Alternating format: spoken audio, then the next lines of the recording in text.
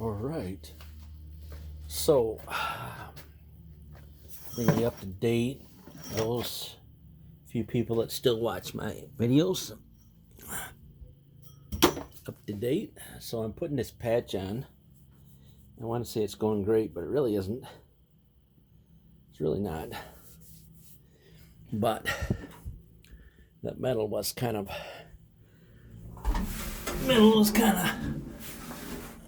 not forming to the bottom of the stove, so I ended up having to take and oh, by the way, this time I decided to put a fan up in there, so that's what you can hear. Up in there's a fan. I'm a slow learner, but that took that last headache was a bad one. So I'm using this thing as a jack to push this thing down. So, and it's pretty close so far. You know, it's pretty close. I want to get that down a little farther. That one's pretty close. You know what I'm saying? Yeah, up in there. So, I want to get that one down a little bit more, but the problem is where I jack at, it's actually the jack's in the road, so it's a pain in the butt. So I want to put a tack right down there underneath that, right down there underneath that wheel, and then just keep working our way over here. But that's going to be a fun bugger right there. Somewhere or other I'm going to have to put something between here and that to see if I can push this back. But, yep, and I don't even know if I'm going to be able to stop it from leaking once I weld it in there. But it'll look good, won't it? It'll look like something.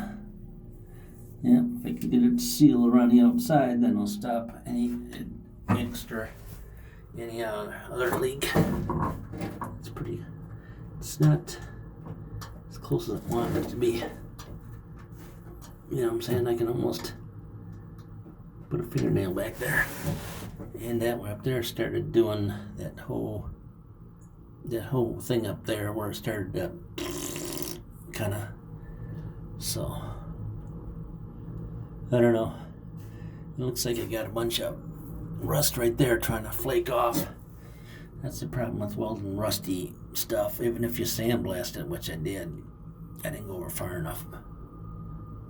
But anyways, I'll get tacking. I wish I had some sort of long pole jack that I could get this down closer. You know what I'm saying? Because as soon as I hit the metal, the stuff comes off. So, you know what I'm saying? Yeah. That's what we got going on. See, that's good right there. That's like touching flat down, but that's not. This whole floor in here is like, and that back there. So I don't know. I don't know if it was like that when they welded or not. It wouldn't surprise me if it wasn't something like, you know, a little wavy, because, you know, this whole seam was welded from that side. You can tell it's not here on this side. It's welded from the back side. Yep.